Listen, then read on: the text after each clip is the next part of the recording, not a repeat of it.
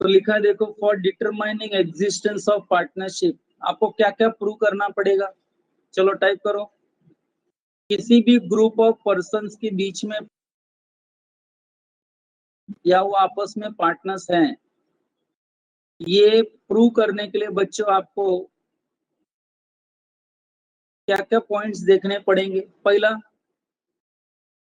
कि वो लोगों के बीच में एग्रीमेंट है, there was an agreement between all the persons concern. दूसरा, agreement was to share profit.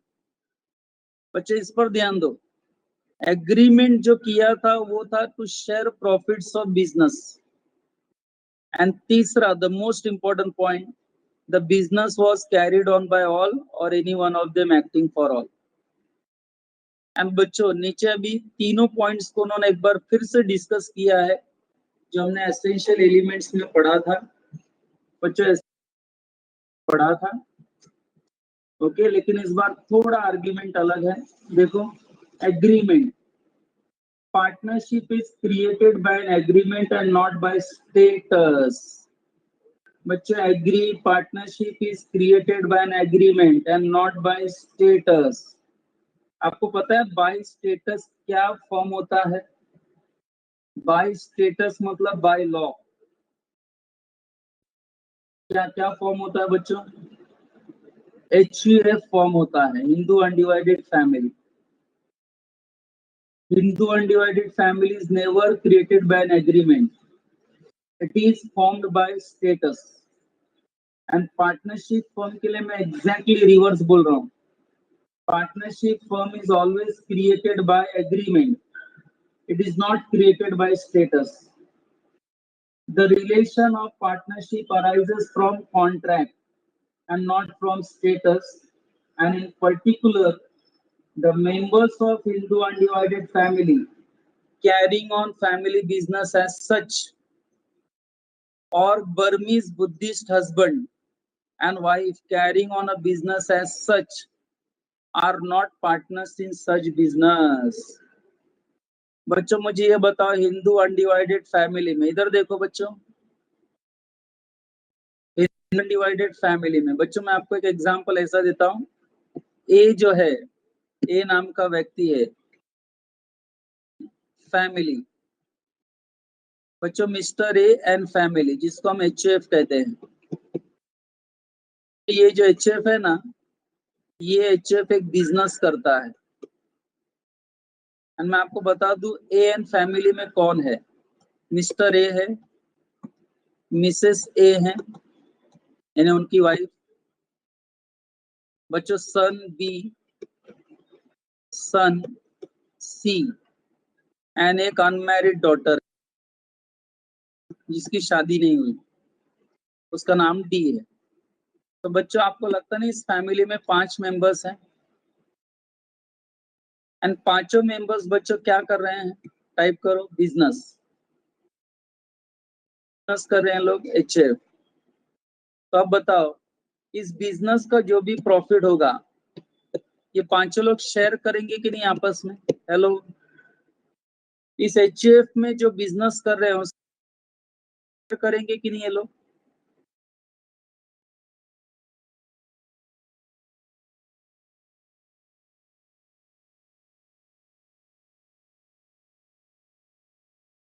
Hello,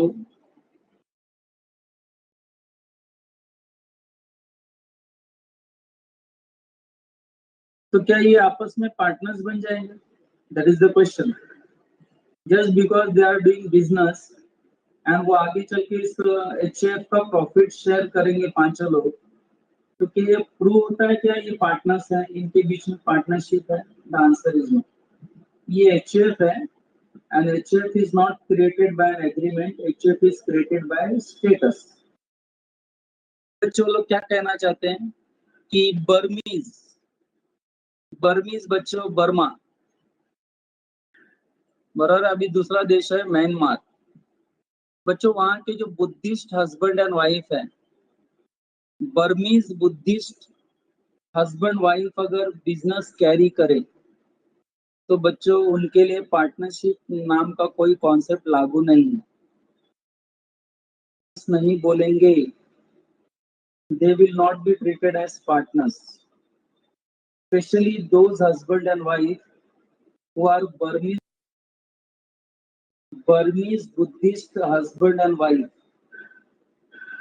बच्चों, Burmese Buddhist husband and wife.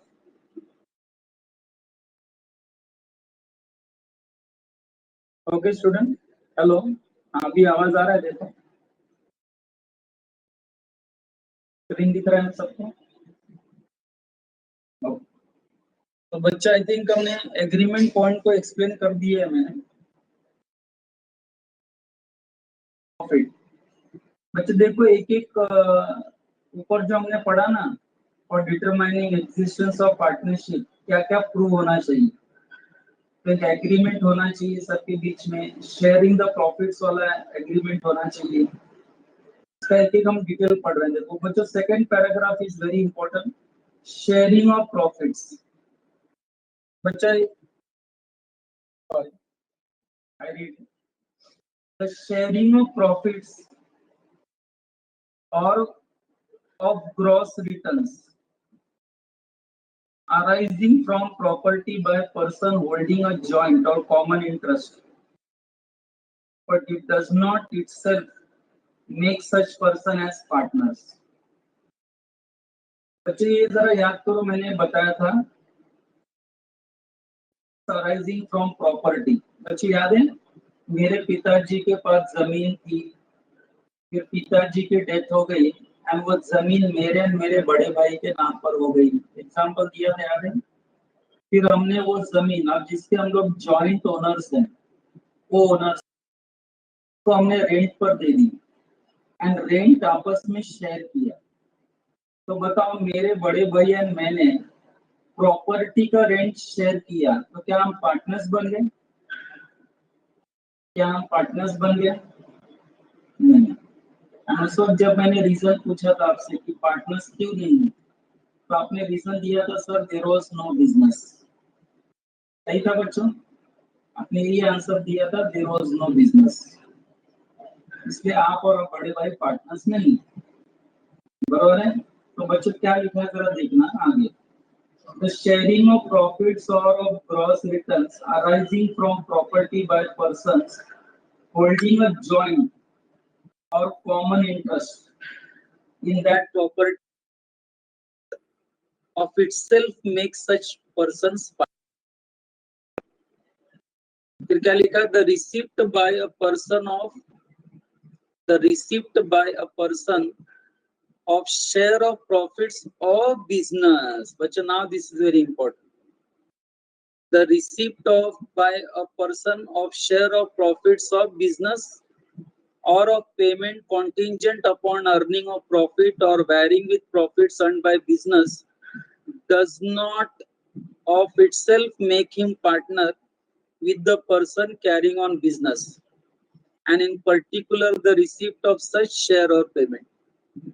बच्चों, वो क्या कहना चाहते हैं कि सिर्फ sharing of profits of business को लेकर आप ये प्रूव नहीं कर सकते कि आप में और सामने वाले में दोनों पार्टनर्स हो। Just because you are sharing of profits of business, that doesn't make you partners. क्योंकि वो ये, हम अपना प्रॉफिट्स एक मनी लेंडर के साथ भी तो शेयर करते हैं, जिसने हमें मनी लेंड किया है, हमने जिससे मनी बोरो किया है, यानी कि बैंक वगैरह। बैंक से मैंने लोन लिया, उनको इंटरेस्ट पे किया, तो इंटरेस्ट भी तो मैं प्रॉफिट से ही पे करूंगा ना। तो मैंने मनी लेंडर यानी बैंक के साथ मेरा प्रॉफिट शेयर किया, मैंने मेरे वर्कर्स या एजेंट के साथ मैंने मेरा प्रॉफिट शेयर किया, मैंने जिसका गुडविल खरीदा था उसको मैंने प्रॉफिट से एक हिस्सा उसको गुडविल को दिया, मैंने उससे प्रॉफिट शेयर किया। तो बच्चों, ये सब मैं किसी के साथ सिर्फ प्रॉफिट मेरा शेयर करता हूँ, इसका मतलब ये कभी भी प्रूव नहीं होता कि मैं और वो पार्टनर्स है। ऐसा उनको ये सेकंड पैराग्राफ में बताना है। आपको आइडिया है बच्चों सेकंड पैराग्राफ पढ़ने का क्या रीजन है? Just because you are sharing profits with someone, that doesn't make you partners. Hello, line समझा आपको? सेकेंड पैराग्राफ में हमारा मेन थीम क्या है पढ़ने का? Just because you are sharing profits with someone, आप अपने प्रॉफिट्स का एक हिस्सा किसी के साथ बांटते हो, इसका मतलब ये प्रूव नहीं होता कि आप और वो सामने वाला व्यक्ति पार्टनर्स है। हेलो, आपको आइडिया समझ में आया सेकंड पैराग्राफ पढ़ने का क्या है? Hello, that means what they are trying to say is just because sharing of profit doesn't prove there exists partnership. So bachcho, I read now. The receipt by a person of share of profits of business or of payment contingent upon earning of profit or varying with the profits earned by business does not of itself make him partner with the person carrying on business. The receipt of such share or payment by lender of business to a person engaged or about to engage in any business, by servant or agent as remuneration, by widow or child of deceased partner as annuity, or by previous owner or part owner of business as consideration for the sale of goodwill or share thereof, does not of itself make the receiver a partner with the person carrying on the business. बच्चों कितना है, आप money lender के साथ अपना profit share करते हो, अपने सर्वेंट या एजेंट के साथ अपना प्रॉफिट शेयर करते हो, आप किसी विडो या उनके ऐसे पार्टनर जिसकी डेथ हो गई है, जिस पार्टनर की डेथ हो गई है उसकी वाइफ या बच्चों के साथ अगर आप प्रॉफिट शेयर करते हो, या आप किसी प्रीवियस ओनर के साथ थोड़ा बहुत प्रॉफिट शेयर करते हो जिसका गुडविल लेकर आप बिजनेस कर रहे हो, just because you are sharing your profit with all these people doesn't prove that these people and you are partners. आप और ये आपस में पार्टनर से ये प्रूव नहीं होता है। तो बच्चों, what is the conclusion? Conclusion is because you are sharing profit with someone, that doesn't make you partners. That is what the conclusion is. आगे, as discussed earlier, sharing of profit is an essential element. Essential element है, but ये conclusive proof नहीं है, evidence नहीं है ये prove करने के लिए कि partnership does exist. It is one of the important element, we agree with you, but ये एलिमेंट रहना मतलब पार्टनरशिप फर्म है ऐसा बिल्कुल प्रूव नहीं होता है. As discussed earlier, sharing of profit is an essential element to constitute partnership, but it is only a prima facie evidence and not conclusive evidence in this regard. बच्चों, आप बताएंगे फिर कंक्लूसिव एविडेंस क्या है? अगर sharing of profit conclusive evidence नहीं है तो बताओ फिर पार्टनरशिप है ये बताने के लिए फिर कंक्लूसिव एविडेंस क्या है? Mutual agency. Very good. मतलब मैं जो रीड कर रहा हूँ कुछ बच्चों के पल्ले पड़ रहा है बच्चों. I think you are understanding whatever I am reading it. Very good. तो बहुत लोग बच्चों को बाउंसर जाता है, जब मैं थोड़ा स्पीड से पढ़ने लगता हूँ ना तो बहुत बच्चों को बाउंसर जाता है. The sharing of profits or gross returns accruing from profit by a person holding joint or common interest in the property would not make itself such person a partner. Although the right to participate in profits is a strong test of partnership, and there may be cases where upon simple participation in profits there is a partnership, yet whether the relation must depend upon the whole contract between the parties. आपको पूरा partnership का contract देखना पड़ेगा, ना कि एक point देखना है. बच्चों, शेयरिंग ऑफ प्रॉफिट पूरा कॉन्ट्रैक्ट नहीं है, वो कॉन्ट्रैक्ट का एक हिस्सा है. Don't you think so? तो सिर्फ शेयरिंग ऑफ प्रॉफिट्स को देखकर पार्टनरशिप है ऐसा कंक्लूजन ड्रॉ नहीं करने का.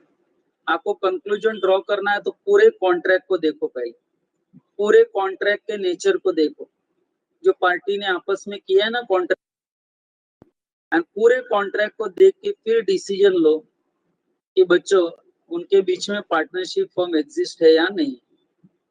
बच्चों लास्ट पैराग्राफ देखो, बोल्ड लेटर शुरू होने से पहले, where there is an express agreement between parties to share the profits of business and the business is being carried on by all or any one of them acting for all।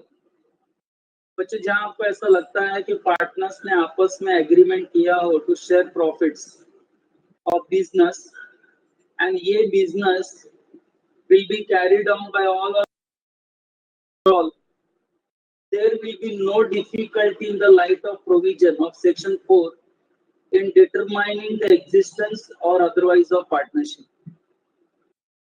but the task becomes difficult। बच्चों bold letter में जो लिखा है जरा ध्यान दो, but the task becomes difficult when when either there is no specific agreement or the agreement is such as does not specifically speak of partnership। In such case, for testing the existence or otherwise of partnership relation, section 6 has to be referred। Section 6 को हम refer करेंगे। हम बच्चों अभी अभी जो पढ़ के आ रहे हैं वो सेक्शन 6 में ही है। तीन important point, agreement, sharing of profits and mutual agency. तो फाइनली सेक्शन 6 अल्टीमेटली क्या कंक्लूजन ड्रॉ करता है बच्चों, देखो, according to section 6 regard must be had to the real. बच्चों ये सब हम ऑलरेडी पढ़ चुके हैं, वापस नहीं पढ़ता हूँ, डायरेक्ट एजेंसी वर्ड पर आता हूँ। बच्चों एजेंसी मतलब समझ गए ना, business carried on by all और any one of them acting for all. अगर एक सबके लिए एक्ट करता है तो एक का किया गया एक्ट बाइंड्स द अदर। एक पार्टनर सबके बिहाफ पे काम करता है तो एक पार्टनर का किया गया एक्ट बाकी पार्टनर्स के ऊपर भी बाइंडिंग होगा। ऐसा बच्चों जहां पर है समझ जाने का, वहां पर म्यूचुअल एजेंसी है, एंड जहां वहां पार्टनरशिप फर्म एग्जिस्ट है।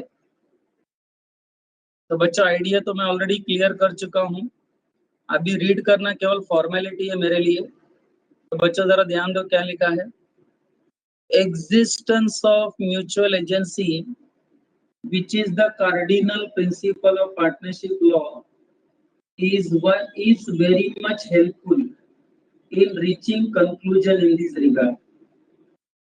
each partner carrying on business। बच्चों ये लाइन बच्चों थोड़ी देर पहले लिख के बताया था, देखो एक्स अगर एजेंट है तो बाकी दो लोग प्रिंसिपल हो गए, जेड अगर एजेंट है तो एक्स एंड वाई प्रिंसिपल हो गए।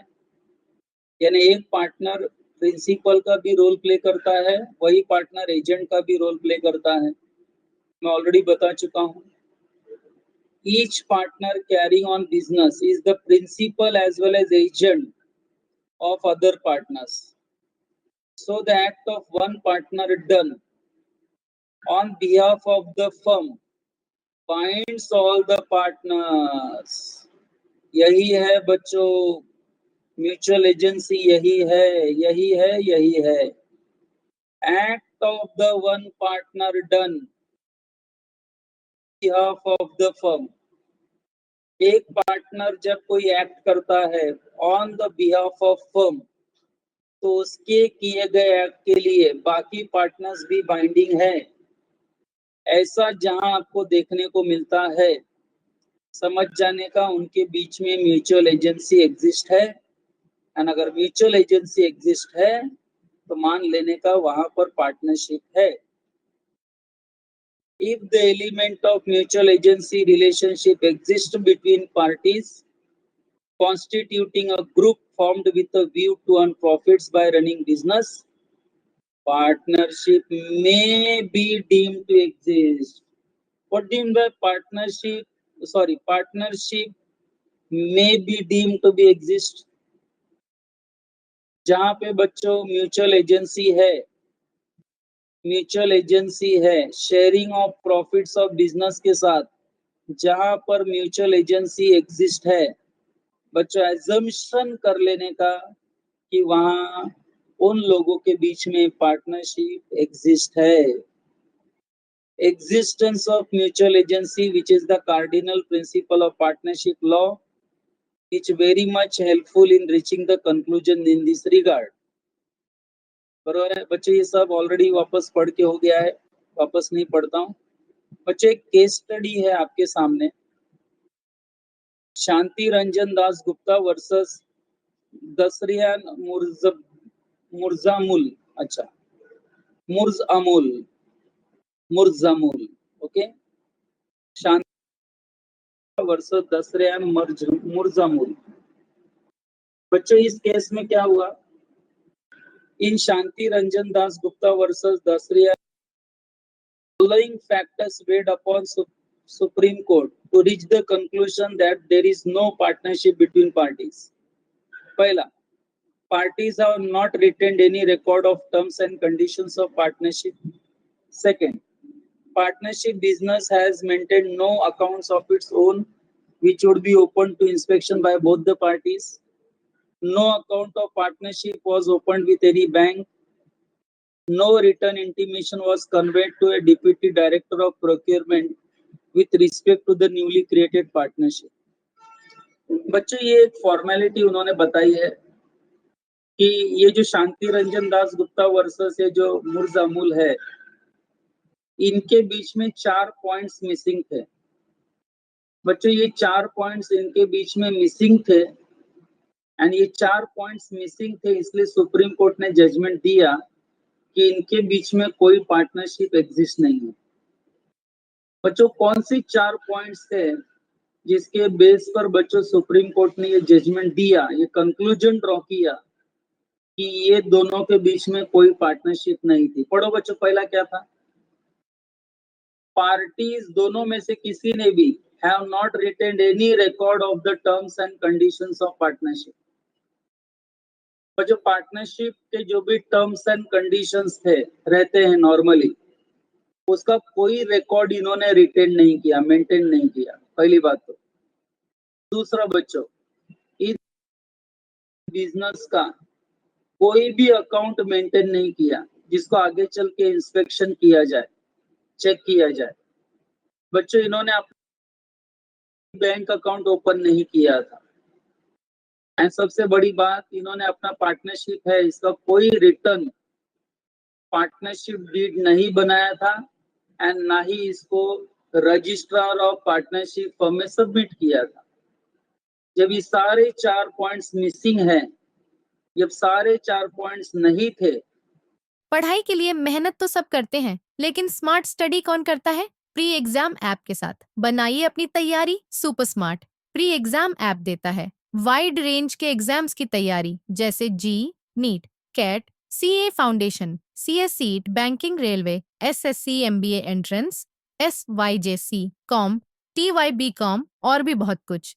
Chapter wise tests and mock tests, detailed performance analysis, और अब तैयारी होगी एकदम परफेक्ट। कहीं भी कभी भी पढ़ाई करें, और एक विशाल क्वेश्चन बैंक आपकी तैयारी को बनाए आसान। इंस्टेंट इवैल्यूएशन से तुरंत जानिए अपनी परफॉर्मेंस और पाएं पर्सनलाइज्ड फीडबैक।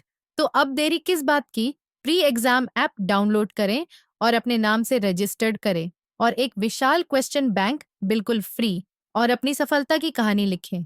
लिंक डिस्क्रिप्शन में है। प्री एग्जाम ऐप स्मार्ट तैयारी का साथी। इस केस में ये जजमेंट दिया कि शांति रंजन दास गुप्ता एंड दसरिया मुर्जामुल के बीच में कोई पार्टनरशिप एग्जिस्ट नहीं है, क्योंकि ये 4 पॉइंट्स हमको मिसिंग लगते हैं। ये 4 पॉइंट्स कहीं ना प्रूव नहीं करते, and that is the reason Supreme Court ने ये जजमेंट दिया। बच्चों ये केस स्टडी का आइडिया समझ, ये केस स्टडी क्या प्रूव करता है? दो लोगों के बीच में पार्टनरशिप फर्म एग्जिस्ट है कि पार्टनरशिप फर्म एग्जिस्ट नहीं है? चलो टाइप करो। ये केस स्टडी क्या प्रूव करता है? एस एंड डी के बीच में क्या पार्टनरशिप है या नहीं है? एंड नहीं क्यों है? इसके सुप्रीम कोर्ट ने 4 पॉइंट्स निकाले हैं, 4 रीजंस निकाले हैं। सुप्रीम कोर्ट ने देखा इनके केस में कि ये 4 पॉइंट्स मिसिंग है, एंड ये 4 पॉइंट्स मिसिंग होने की वजह से सुप्रीम कोर्ट ने अपना जजमेंट दिया कि शांति रंजन दास एंड दसरिया मुर्जामुल के बीच में कोई भी पार्टनरशिप फर्म एग्जिस्ट नहीं है। बच्चों रीडिंग मटेरियल है और कुछ नहीं है, एक बार रीड जरूर कर लेना। इसके बाद बच्चों आप देख रहे हो तो आपको partnership and joint stock company का बच्चों डिस्टिंग्विश पढ़ना है। उसके बाद आपको बच्चों और किसका पार्टनरशिप वर्सेस एचयूएफ का बच्चों डिस्टिंग्विश पढ़ना है। फिर बच्चों पार्टनरशिप ओनरशिप पार्टनरशिप एसोसिएशन का पढ़ना है। बच्चों चार सुनो, हेलो ध्यान से सुनो।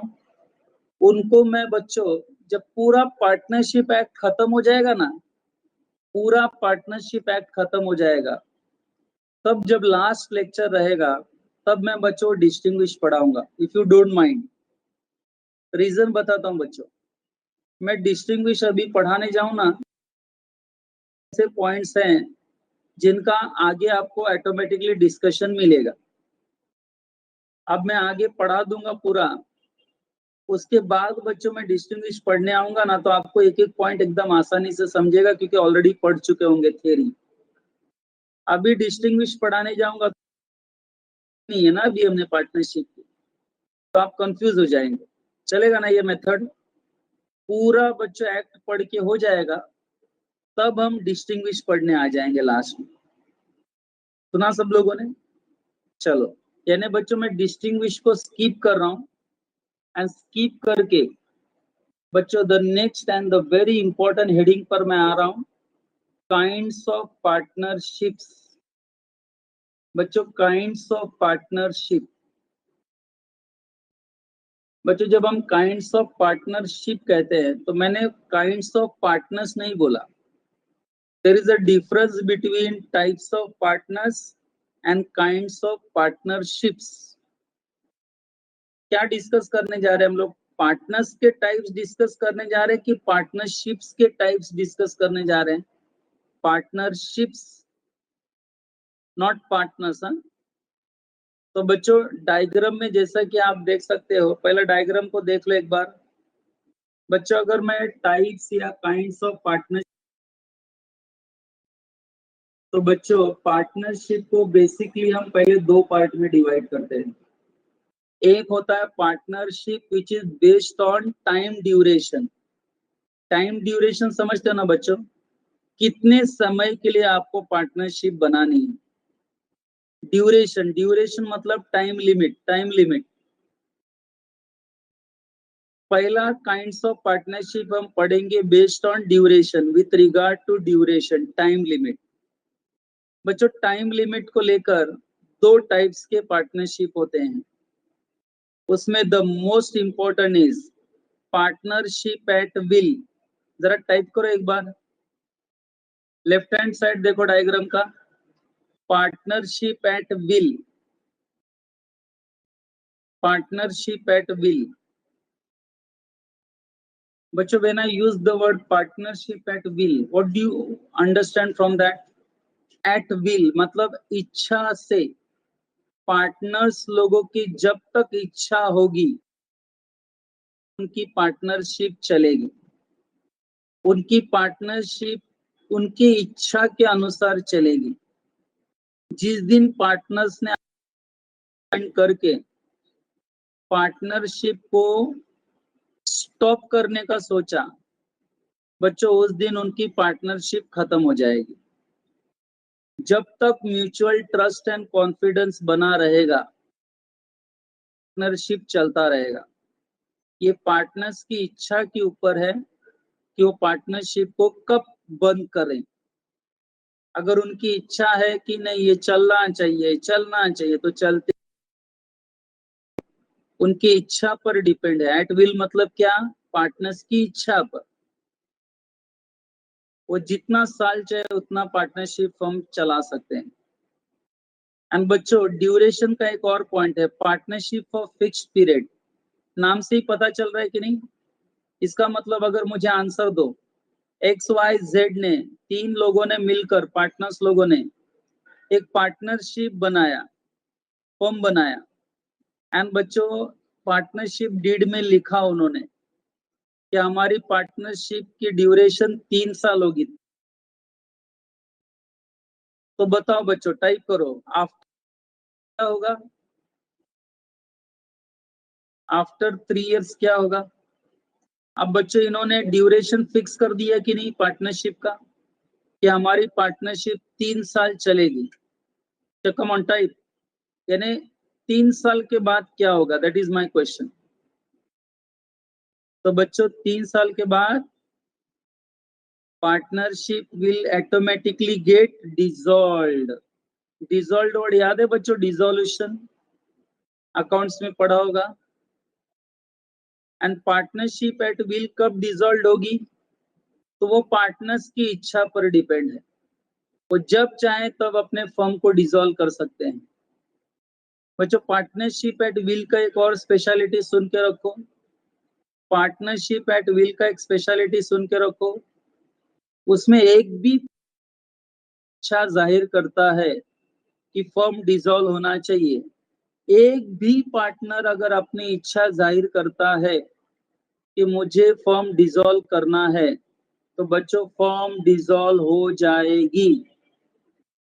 And partnership for fixed period में क्या है?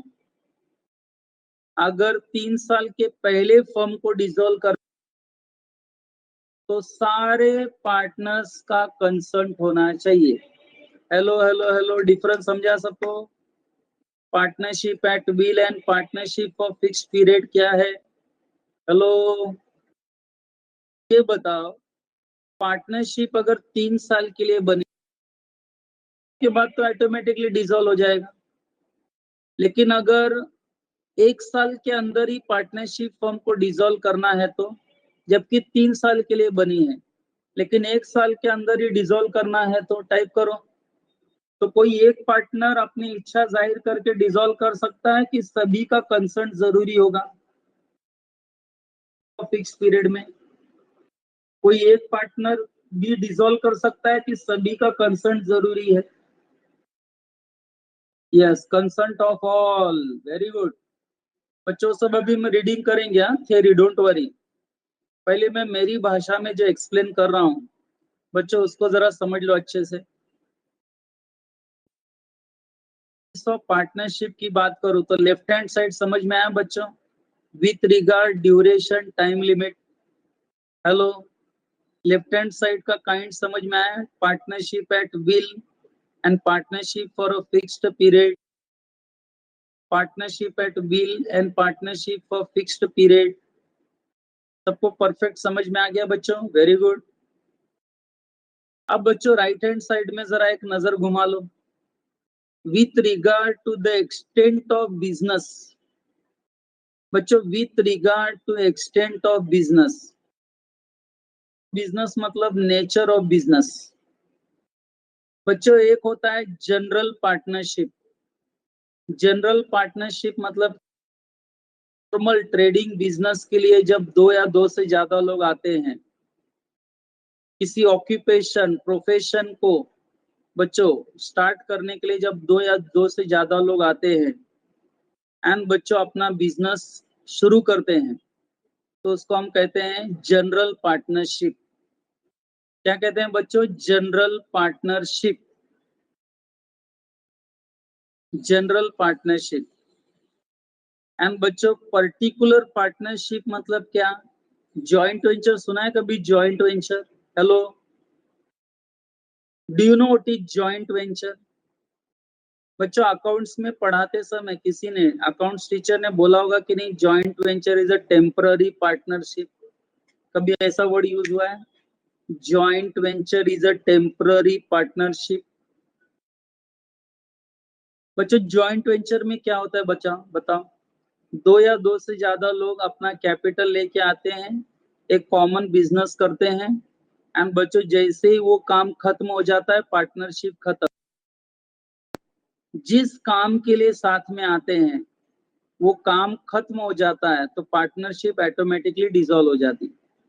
वहां टाइम पीरियड नहीं देखा जाता है, 6 महीना चलता है, साल भर चलता है, 2 साल चलता है, वो नहीं देखा जाता है।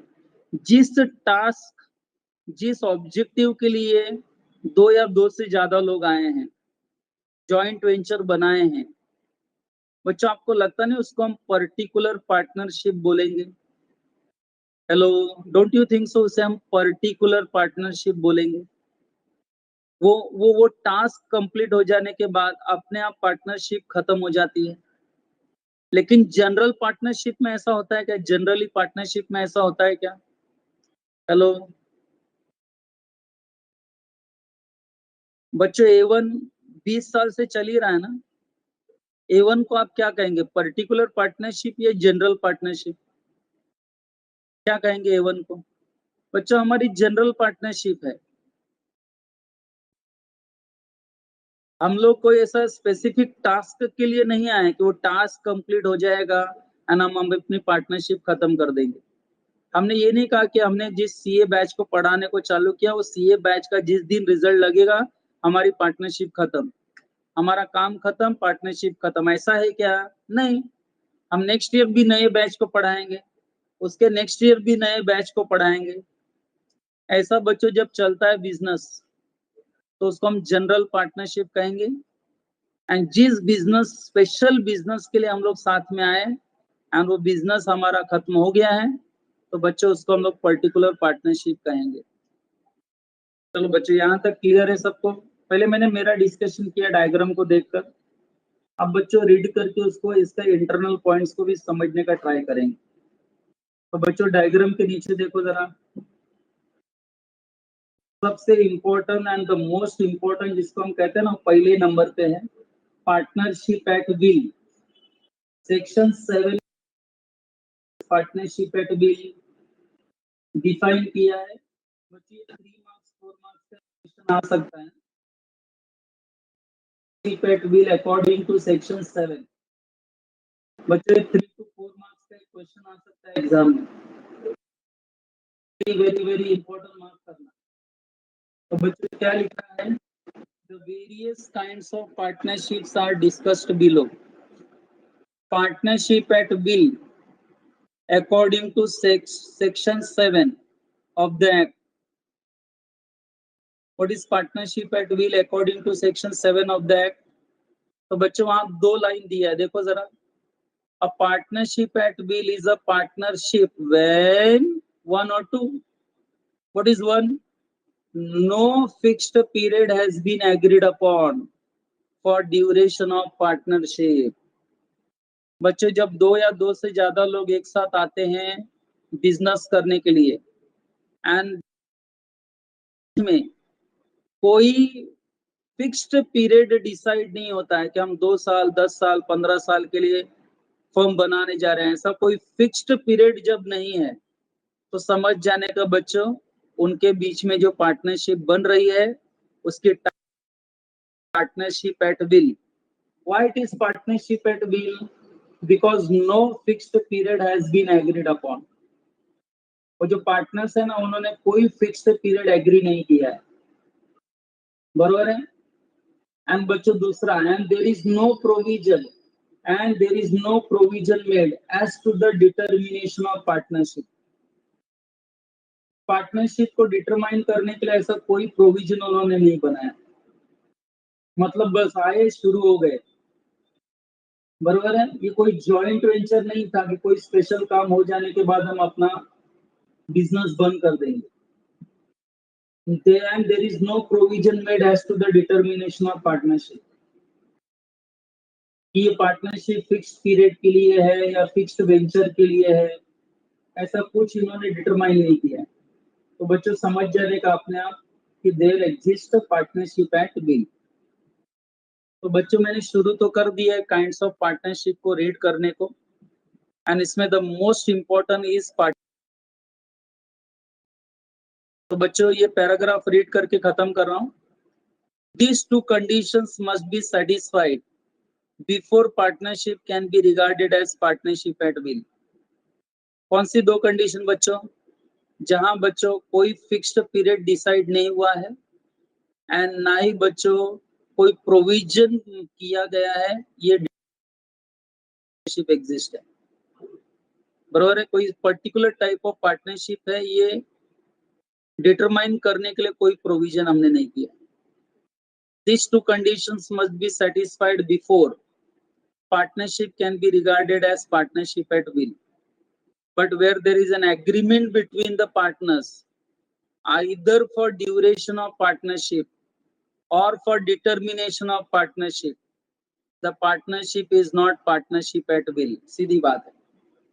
जहां बच्चों पार्टनर्स ने कोई ड्यूरेशन फिक्स किया है या पार्टनर्स ने आपस में कोई प्रोविजन किया है टू डिटरमाइन द पार्टनरशिप को डिटरमाइन करने के लिए कोई प्रोविजन किया गया है, जैसे कि joint venture is the example, तो बच्चों समझ जाने का कि वहां पार्टनरशिप एट विल एग्जिस्ट नहीं है. बराबर है बच्चों. ये इतना इम्पोर्टेंट है कि नेक्स्ट लेक्चर में फिर से इसे डिस्कस करना चाहूंगा वापस नए से सेक्शन 7 को. सो आई थिंक 9:15 बजे तक लेक्चर था, तो मैं स्टॉप करता हूँ नेक्स्ट लेक्चर के लिए आपके. बच्चों नेक्स्ट लेक्चर हम लोग कवर करेंगे. ठीक है बच्चों. नेक्स्ट लेक्चर मुझे लगता है यूनिट 1 खत्म हो जाएगा, यूनिट 2 भी स्टार्ट हो जाएगा. Okay, so let's stop. Any doubt in this lecture? कोई डाउट नहीं?